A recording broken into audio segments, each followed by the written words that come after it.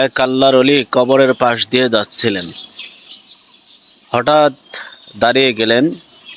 কোনো এক কবর থেকে আওয়াজ আসতেছিল। তো জিজ্ঞাসা করলেন, কে কবরের মধ্যে?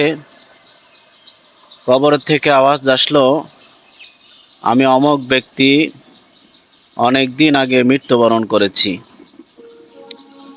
তো আল্লাহর ওলি জিজ্ঞাসা করলেন যে, তুমি কবরে শুয়ে শুয়ে কোরআন তেলাওয়াত করছো?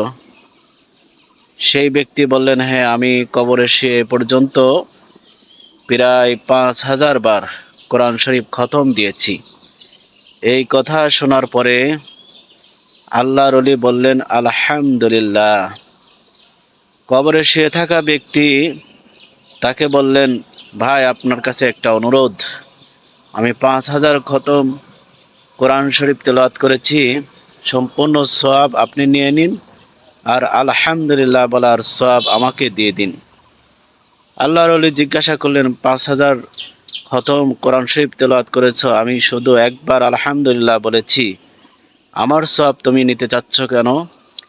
সে বলল, আল্লাহর ওলি, মৃত্যুর পরে মানুষ যতই ইবাদত করুক, যতই নেকির কাজ করুক, সেই নেকির মৃত্যুর পরে সমস্ত নেকির দরজা আল্লাহ তাআলা বন্ধ করে দেন। অতএব আমি যতই কোরআন তেলাওয়াত করি, এই কোরআন তেলাওয়াতের কোনো একটা সওয়াবও আল্লাহ তাআলা আমাকে দান করবে না। তো বুঝতেই পারছেন যে মৃত্যুর পরে সমস্ত মানুষের নেকির দরজা আল্লাহ তাআলা বন্ধ করে দেন। জীবিত অবস্থায় আমাদের নেকি কামাই করে যেতে হবে।